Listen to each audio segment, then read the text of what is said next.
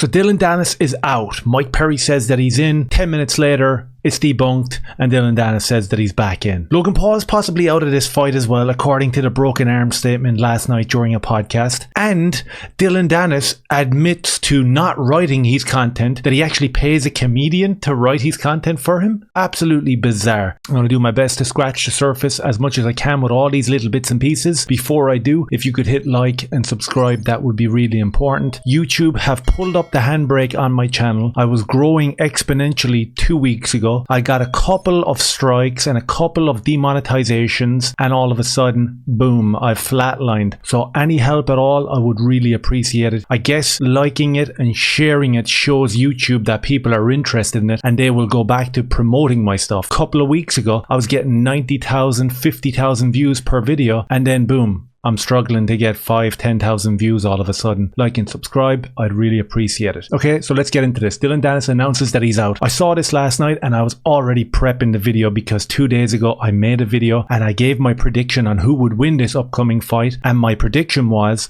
Dillon Danis is not going to make it. He's going to back out of this fight. That's what I still believe. It mightn't have happened last night, but I think that it will happen probably closer to the actual fight. So we can see here that Dillon Danis comes back 5 seconds after the internet exploded with the news that he wouldn't be fighting and that Mike Perry was going to be stepping in. And he says that I'll be there on fight night. Everybody calm down. Again, a very Conor McGregor type of a move. And as I said in my last video about Dillon Danis, it's 50-50 in terms of if you just look above the tweet. That's what I'm talking about. Who's Mike Perry? Mike Perry is a guy that would take your head off, bro. Mike Perry's a legit fighter who would blast you and Logan Paul all over the ring or the octagon or anywhere he saw you. That's who he is, and you know who he is. And in terms of what I mentioned in the intro about somebody writing these tweets, since he exploded on Logan Paul there a couple of weeks ago, really scorching this dude, and you can see that it has gotten to Logan Paul so bad. But all these guys and Ariel and Schultz, they all say the same thing to Dillon Danis. Who's writing your tweets? And he's like, no, it's me, man. I'm doing it. I'm 100% writing it. And then last night, I came across this little clip, which I found extremely interesting. Because Logan is supposed to be really good at this promoting shit, but he's not.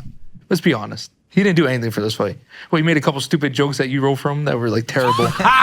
The jokes were good. Terrible. I'm just going to pause it there. First of all, Schultz, don't like him. I actually do not like the dude whatsoever. Secondly, I never saw this podcast, right? And in the interest of trying to make this video, I tried to watch this podcast. I think I got about an hour into it. It was intolerable. It was almost as bad as Ariel Helwani. These guys were vile. I didn't know who they were. The humor was terrible. And Dillon Danis's performance in here was probably 60-40 in terms of being super cringe. And then when he started talking about the respect he had for Conor McGregor, then he spoke about Alex Pereira, and he got real genuine and he spoke in a really clear way. He talked about his trainers. This is what I want to see from the guy. This is the stuff that I think is extremely important in terms of where you go after this Logan Paul fight, because as of now I don't see how you're getting an income. You know, you're creating a buzz online with tweets that someone has written for you. This podcast was all over the place. This was all over the place. There were 4 of them lying down on top of him at one stage trying to choke him out. I think one of the cringiest moments here, and it does play into what I said about him being insecure and really wanting people to love him but going about it the wrong way, was, now I don't know if it's true or not, let's go on the basis that it's true. He gave Andrew Schultz a Rolex watch. I think that it was a real Rolex watch. I think he was doing it as a gesture of good faith, trying to get these guys to like him more. You know them kids that can't make friends in school and they give their lunch to them? It's really sad. They should be taught to be stoic, keep your chin up, and if people don't want to play with you and if people don't want to associate with you, fuck them. Keep your head up. If you're fine with who you are as a person and you believe that everything that you are doing is from a moral standpoint, fuck the likes of Schultz and all these guys. Stop following these fools around begging for approval. So he gives him a Rolex watch. The dude doesn't care. He doesn't give a shit. You know, he fucks around with the watch. He puts it on. 5 minutes later, they're like wrestling and pulling and dragging. If this is a real Rolex watch, what are we actually saying here? Because it's pretty pathetic that you're giving a watch to a guy who clearly doesn't care. He doesn't give a shit. Trying to buy approval is never a good look. So that was cringe. The podcast was cringe in general, but this part was interesting. Text you right away. So good.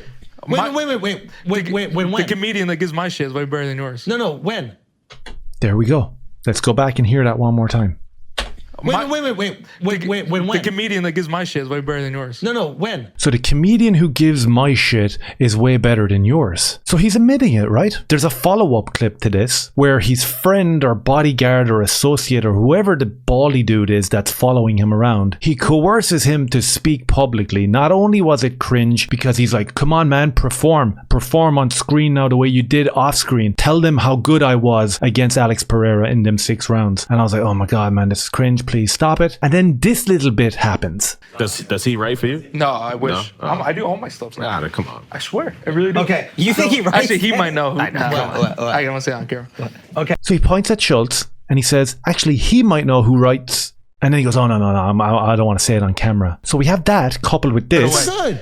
Wait. When? The comedian that gives my shit is way better than yours. No, when? So who is this mysterious writer who's lurking around in the background, in the shadows, absolutely decimating Logan Paul and his future wife? Who is this guy? Does this not answer the question that Ariel and all the people on Twitter who are fanboys of Logan Paul are asking? You're not writing that stuff, man. No, he's not. Because he just said that he wasn't. So this doesn't seem to be a huge surprise to many people, but it might be a surprise the fact that he admitted it last night and not that many people are picking up on it. Not that I've seen anyway. So all these conspiracies of him not writing his own content, they were totally and utterly true. And Logan Paul is getting tweets written by Andrew Schultz. What is going on? These are the people that are commanding the airspace at the moment in terms of popularity. Everybody is talking about them. It is intriguing. You can't take your eyes off it, especially with the Dillon Danis stuff. I can see why there's 1.3 million views on this video because it's so cringe and bizarre. You can't take your eyes off of it. And the same goes for the Logan Paul, because that guy is such a sinister and pernicious dude. We've seen the stuff that he's done in the past. He's despicable. And last night during the podcast with Jake Paul, as I said, there was revelations flying left, right and center. There was crazy accusations and a narrative twist that he was trying to put on Dillon Danis, and you can see it. Type in Dillon Danis Logan Paul into Google, and if you check the news results for that search, the word predator comes up over and over again, changing the narrative away from this is the fight game and we're all here to fight. Now all of a sudden we have this Logan Paul vile piece of shit, and he's changing that narrative and he is going after this dude. He wants him in prison. It's heavy, dude. I'll be honest. It's a fucking 50 caliber adamantium bullet to the dome. We're about to catch a predator October 14th, bro, because he has some real predatorial. We're about to catch a predator. This is extremely predatorial. I think he's forced to fight now, interestingly enough, because he committed a federal crime, which was what's it called? Disinseminating? The word is disseminating. Disseminating? But you don't got to get into the details, and there's more counts coming. There's so many interesting pieces right here in this little statement from Jake Paul to his brother Logan Paul. First of all, I kind of agree with what Jake Paul is saying in terms of he needs to take this fight to make a few pound. That's interesting because we don't know where Dillon Danis' money is coming from. Now we know that he's getting massive traction on the Twitter account, and we do know that there's money being paid out. It's not as big as the monetization on YouTube at the moment, I don't think, but he's definitely getting money on that. He did say that he was getting 15 grand a tweet or an Instagram post or whatever that garbage was over on Ariel. I don't believe it. As I said, I don't believe 50% of the shit that he says, and the other 50% I'm giving him the benefit of the doubt because it's against Logan Paul. If it was against anyone else, you'd be like, dude, you're out of here, get lost, I have no interest in listening to you. All of a sudden now we're building this predator narrative, we're building this federal crime narrative, and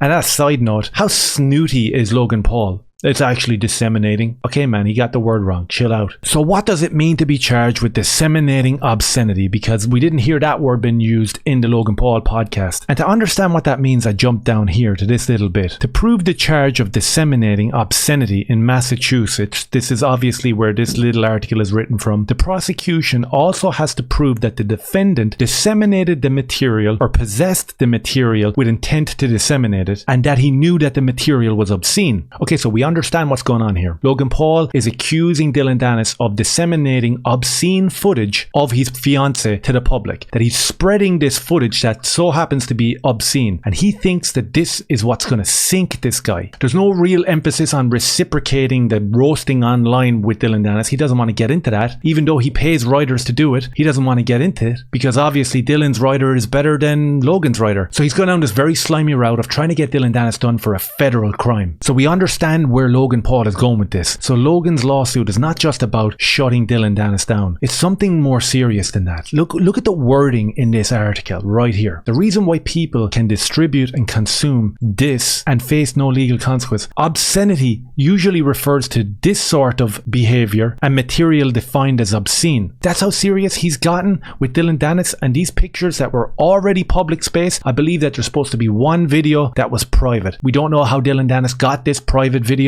but man, Logan Paul isn't messing around, and for a guy who has done the shit that he has done, this is weird, man. Ironically, I think it's what you said. He has to fight now because he has tons of lawyers to pay for, probably for the next, I mean, I know how these lawsuits work. Of course you do, because you're a scumbag and you've done a lot of duplicitous shit over the years. But now all of a sudden, because it's aimed towards some pretty young girl, it's misogynistic and predatory. Fuck you, man. Fuck you. And right after the insinuation that Dillon wasn't gonna fight last night, Logan Paul came back with this trash. Don't let Dillon fool you. He knows that pulling out again would guarantee no fighter, fight organization and legit brand will ever work with him because he's an unreliable liar. Not to mention an embarrassment for pussying out against me. I'm gonna break this predator physically, mentally, spiritually and financially. This is all projection. All these things, I guess, without the financial side of it, are exactly what's happening to Logan Paul off the back of being scorched by Dillon Danis' ghostwriter. He's broken physically, as we saw. His wrist is broken. How's he fighting in 12 days time? I don't understand that. I don't understand how that's not a bigger news story. But man, there's so many moving parts to this thing. Physically, his arm is broken, mentally completely broken, and you can tell by the aura, by the consciousness that's surrounding him, his spirit is broken, man. I'm telling you, this might be the biggest trolling job of all time. Dillon Danis might go in there and spark him out. That would be electric, because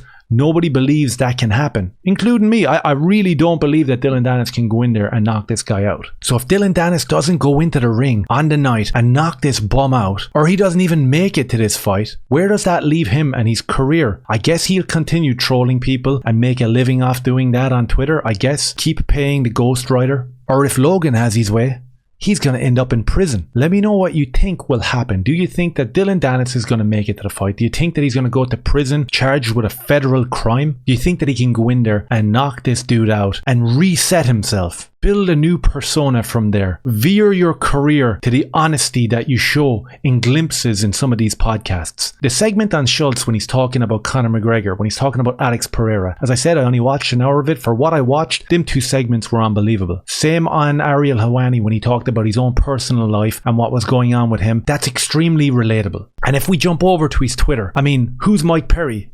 Dude, stop with that trash. If there was a record for dodging, John Bones Jones would be the undisputed champ, but against a real legend like me, doubtful. Stop reading the message right there. That's cringe. There's surely not a ghostwriter writing that stuff. The guy who's writing his good material is in the background face palming himself going, oh man, you're spoiling it. I guarantee you that there's private text messages back and forth with his shadowy character who's writing his stuff, and the dude is telling him, stop, don't do that, man, don't do it. And Dillon is probably sending it over, getting a proofread, and the guy's going, bro, don't do it. It's trash. Don't put it up. You're going to fuck everything up. And he puts it up and it's like 1.8 million views. So he's making cash off of it, so he can't stop himself. But in terms of his persona and his future, stop that shit, man.